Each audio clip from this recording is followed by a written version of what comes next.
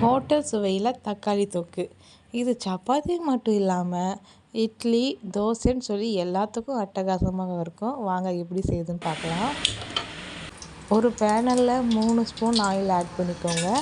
Oil நல்லா heat ஆனோடனே கடுகு, கடலைப்பருப்பு, உளுத்தம்பருப்பு, கொஞ்சோண்டு சீரகம், இது 3மே நல்லா பொரிஞ்சு வரணும். பொரிஞ்சு வந்ததுக்கப்புறம் 3 சைஸ் பூண்டு தட்டி வச்சுருக்கேன். அது நல்லா ப்ரௌன் ஷேட் வர வரைக்கும் வதக்கி விட்டுக்கலாம். பாருங்கள், இந்த மாதிரி. இந்த ஸ்டேஜில் 3 மீடியம் சைஸ் ஆனியன் நீல வாக்கில் கட் பண்ணி வச்சுருக்கேன். பாருங்கள், ஆனியன் நல்லா பொன்னிறம் வர வரைக்கும் வதக்கி விட்டுக்கலாம்.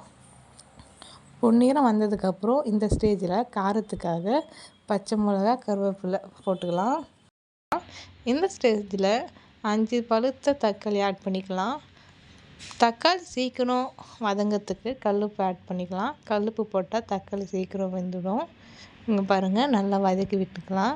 இந்த ஸ்டேஜில் 1/2 ஸ்பூன் மஞ்சள்தூள், 1/2 ஸ்பூன் சில்லி பவுடர், 1/2 ஸ்பூன் வெறும் மிளகாத்தூள் போட்டு 3மே வதக்கி விட்டுக்கலாம்.